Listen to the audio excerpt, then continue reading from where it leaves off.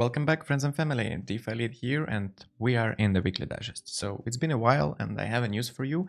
And today's we're gonna talk more personal. So yes, I have a real job. I went back to 9 to 5, and I have a boss, and I have another boss on top of the first boss.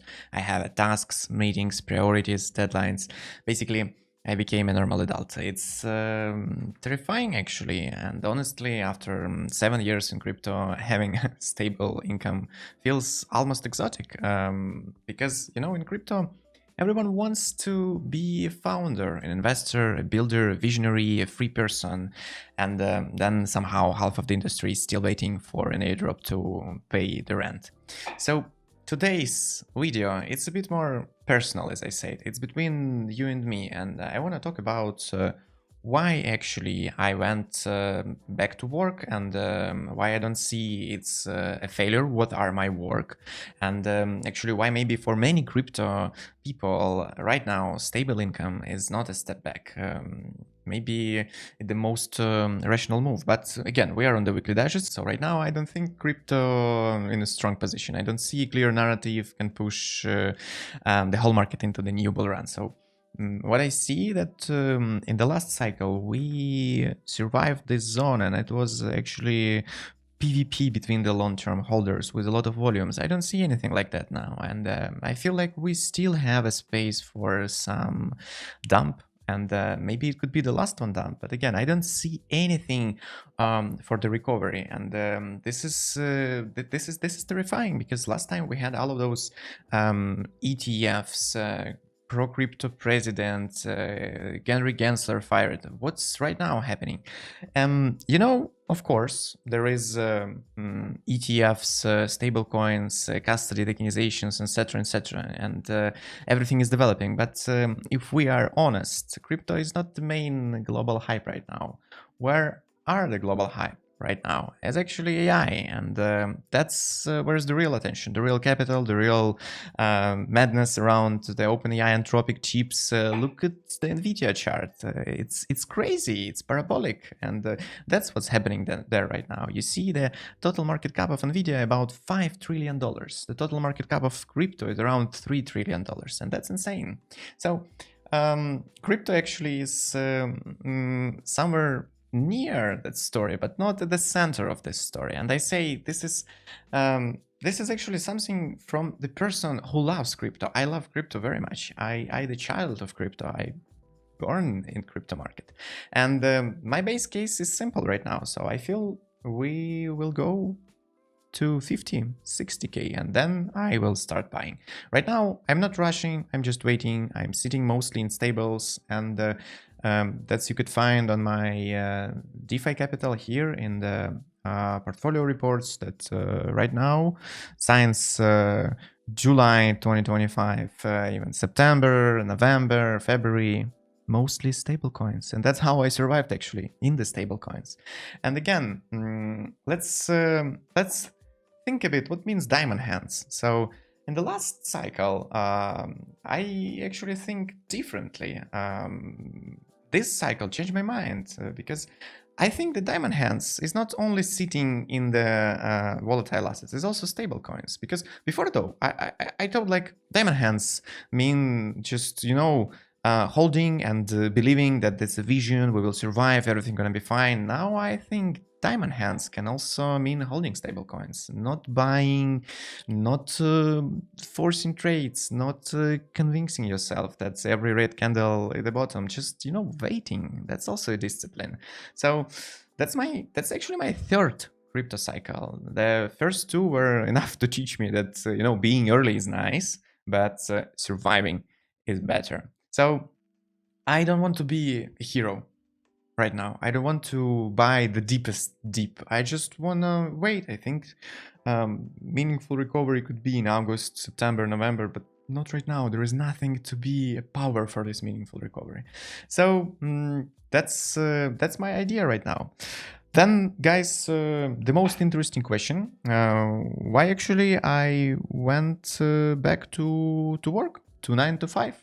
And the answer is very simple. So for last 8 months, I didn't have any sustainable income. I live in Europe. Europe is not cheap. And yes, you know, I already showed to you, I have stablecoins, I have public portfolio, I have savings, some of them in crypto, some of them in stocks. Here you could check everything on the website. Here are the stocks investments.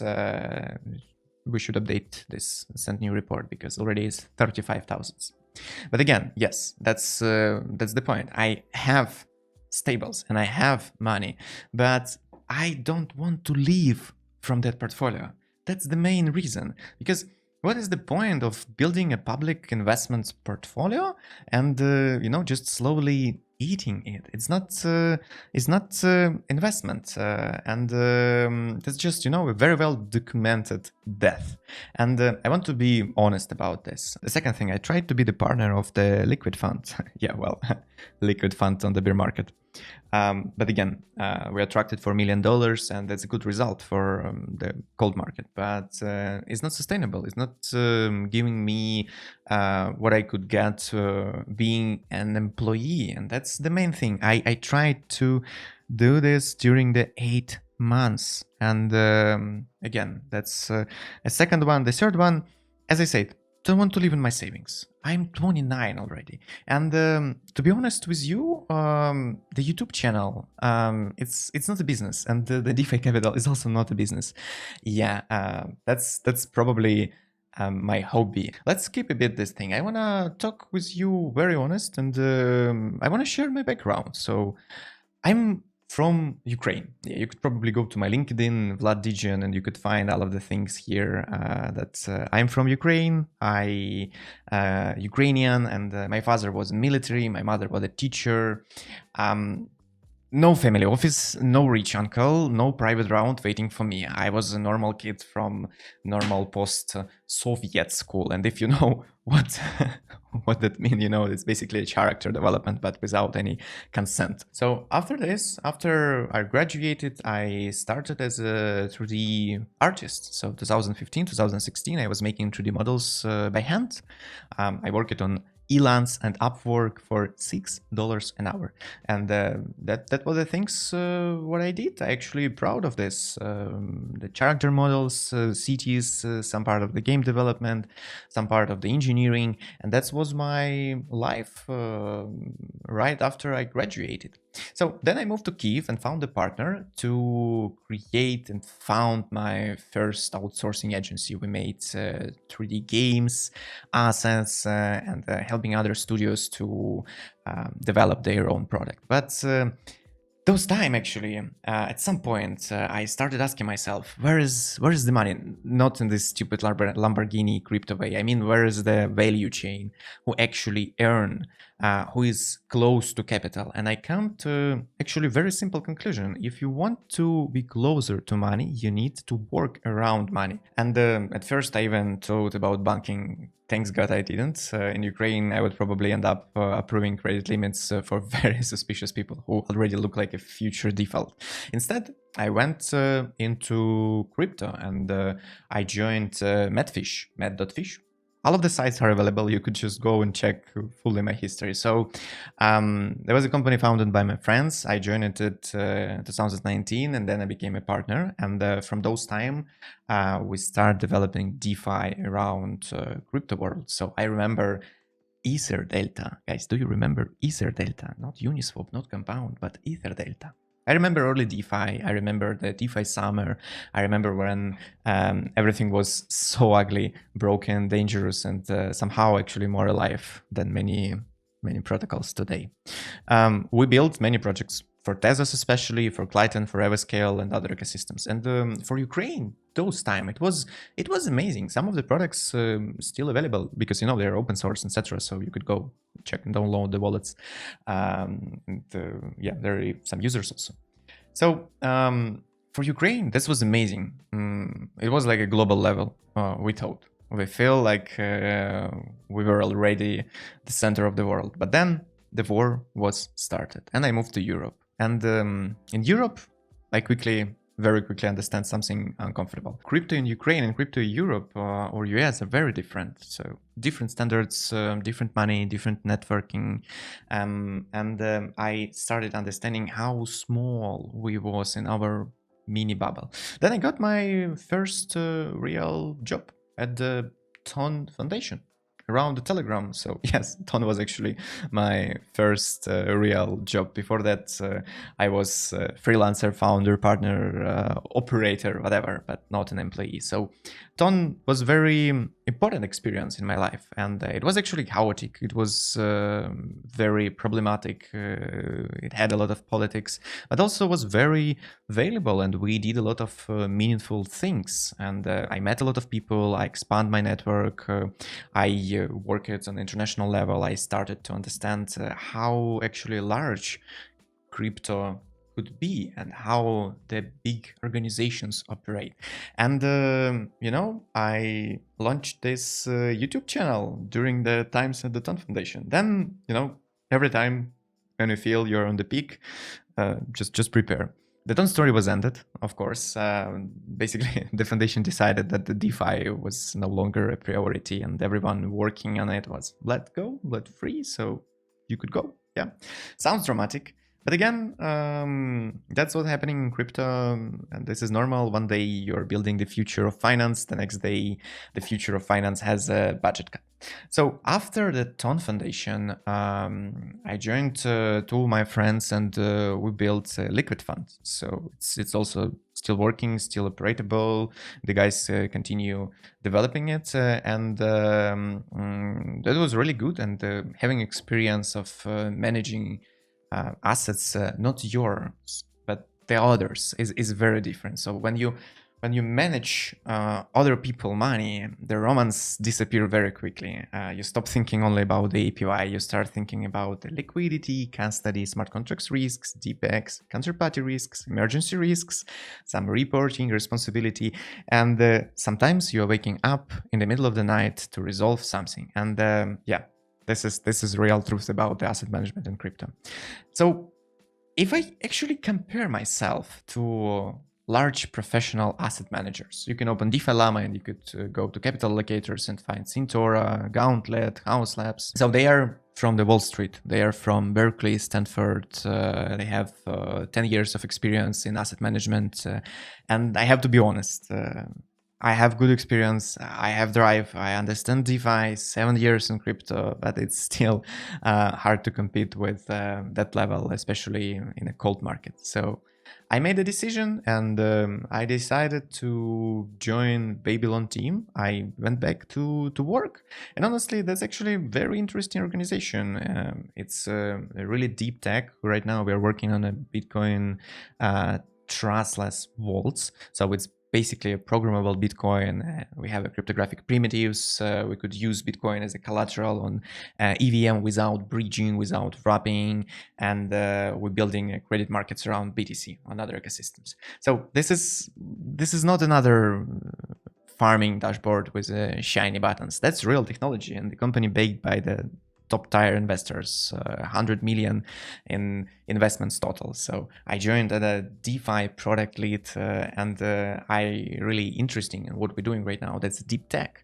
And just little off top for you, to get a job on the market right now, you need to send around 200 personalized CVs. Then you need to go through the interviews. You will have rejections. It's okay, it's normal. And I get around 4 rejections, and then Babylon hired me, and it was also not easy to get the job. The other very interesting question for me is how to earn $1 million. So this is very interesting.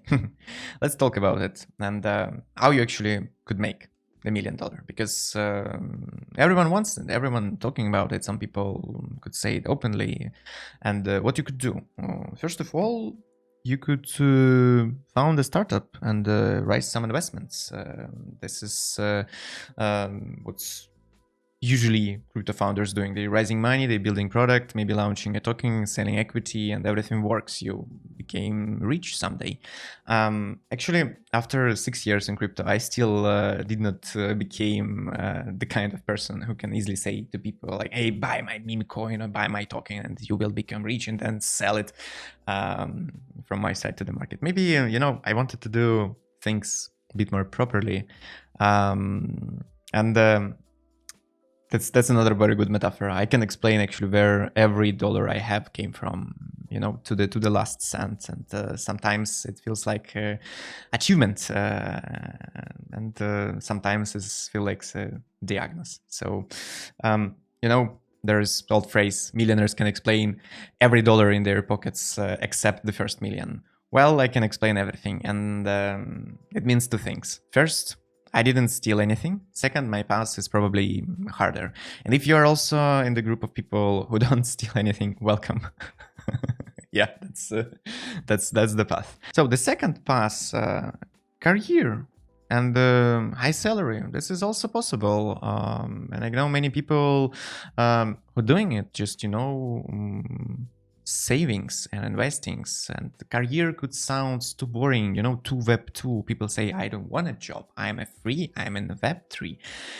And then this free person borrows money from a friend to pay the rent. So a good job in a good crypto organization can be a very strong financial engine also. That's another part, except bringing a technology and doing something what you like. Again, that's the thing. You could save 60 or 70% and invest it, and it could become a real strategy. Not sexy, not viral, not 100x overnight, but real. The third path, build a business. That's way more interesting, way more struggle. So not a startup story, not we rise a seed round and now our valuation is around $30 million, a real business. So you solve a real problem, you made the real money, you grow slowly, and this can take 5 or 10 years. Yes, that's true in average. That's the timing. So the last one is investments and the hype train. Basically, you could combine this with first 3, but probably here no, because you need somehow to sustain your startup. And here also no, because you need somehow to sustain your business, unless you're already rich. So yeah, we know the stories. Some people bought BTC, some people bought Dogecoin, and actually, you know, when Bitcoin costs around $100, I still was back in school. So yeah, what actually job could give you? This is another one thing. To be an employee sometimes could be very knowledgeable, and you could get the knowledge in the space because you know, if you every time doing the airdrops, you're just learning how to push the buttons and waiting until the protocol give you a candy. But you can get the knowledge in a crypto company and understand how people actually make money, what they're doing. And yeah, I saw a lot of people farming airdrops for the last 5 years, like running random nodes, clicking tasks, joining discords, creating 10 of wallets, and you know, calling this working in Web3. The problem is not that you can't make money this way. You can, but sometimes, only sometimes, you can make money during the bull market. The another one point, it's right connections and networking. Very meaningful thing, because it gives you real shape from the industry.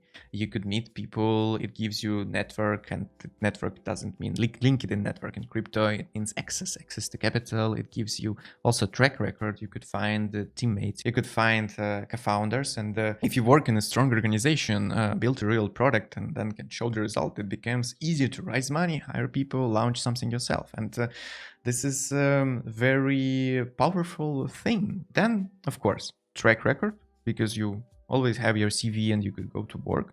And the final part, yeah, why people going to work? Because they could get sustainable income. And sometimes it's just an oxygen. Because I personally, I don't want to live in my savings. I don't want to live in my public portfolio. That's why I'm here. So then another question emerged after this. When you should become a crypto founder? Honestly, you know, being a crypto founder today is much harder than it was in 2020, 2021. Back then, you could just, you know, fork a contract, change the name, and say that it's community owned, and the market would make you look like a genius. If you want to build a serious product in crypto right now, you need a very different setup. So first of all, you need to have and investors, or access to investors, because you need the capital to pay salaries, to live your life, to launch the product. Then you need to have liquidity providers and LPs or traders to do the trades on your protocol. And this is also another part. You need somehow to attract them. You need to have a go-to-market strategy. It's nothing compared to 5 years ago when money was cheap and you could just launch something and someone put $1 million there. Then you should have a really good network, very meaningful thing. Also, you need to have legal, and you need to afford legal expenses, because nowadays, licenses, documents, structure, because you're probably going to be in jail if you don't have all of this. And you need also money for your own life, because while you're building, you're still eating, paying rent, paying taxes, you have some responsibility for your friends and parents, and you need to sustain it. So again, you need to go to conferences and pay for this. I know one example. I know actually one founder who raised around $6 million for a lending protocol 2 years ago. Sounds beautiful, but behind the scene, it was around 2,000 touches, around 300 calls, and 60 investors who actually came with a really small check. So that's the reality how it works. 2,000 touches with potential investors. So then, guys, my very practical advice, already repeating myself, please don't leave on your portfolio. You're just making bad decisions. It's not visionary, it's bullshit. You need to have an income. That's the thing. If you don't have an income, find it. Don't shame yourself if you need to go to work. It's okay, it's normal, because you're building yourself, you're building the future. Don't romanticize it. Don't call it investing in yourself. If in reality you're just slowly burning, run away without a clear plan and thinking that something will go up and you're gonna be the king again. It doesn't work like this. So that's where am I now? I joined Babylon, and I'm not quitting YouTube. I'm not quitting DeFi Capital. I'm not quitting investments. I just no longer pretending that, every step in life has to be a heroic founder move. Sometimes the right move is saying, I need a stable income. I need a strong team. I need new experience. I need to keep learning. I need to stop burning capital in bad market. Yeah, that's the point. Then a little off top. So DeFi Capital will keep developing, and I'm now discovering a lot of things in AI, and AI could become actually your mission control, your dashboard, literally OpenClaw just gift us a Jarvis like Tony Stark had, and you could build your own operational system. You're not right now a DeFi enthusiast, a crypto enthusiast. You are a DeFi operator, you crypto operator. You could build your own system with a dashboard, when you will see all of the smart money moves on chain, all of the social sentiment divided by the groups, and you could combine it. You could check what actually happening in the governance proposals, and you don't need to have 50 tabs, 12 dashboards, Zerion, Debunk, Alchemy, etc. You can combine it into one system specially designed for you and for your needs, whatever you like. Even if you like trading, airdrops, investing, just providing liquidity, it doesn't matter. You could build your own specific thing just with a voice prompting. So that's the thing. From me, I'm not a guru. I'm not a lifestyle influencer. I'm not someone sitting in the rented villa telling you how easy to get rich. I'm a person from the industry. I just a real. That's it. That's the point. Soon I will go to Consensus in Miami to see what's happening on the market, because last time, 3 years ago, already on the conferences in the bear market, you could find some trends and you could understand what's happening. I will share it with you.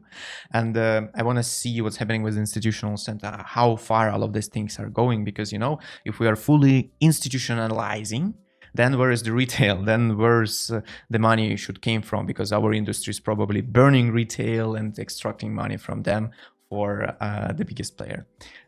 That's also what I want to understand. I will share everything. I actually will try to record some weekly digest in Miami about all of this. So thanks for watching. That's real honest video about myself. You know more right now. Subscribe if you want a really honest crypto without promising you getting rich tomorrow with real losses and examples. So I keep showing my past, my portfolio, my mistakes, and my decisions.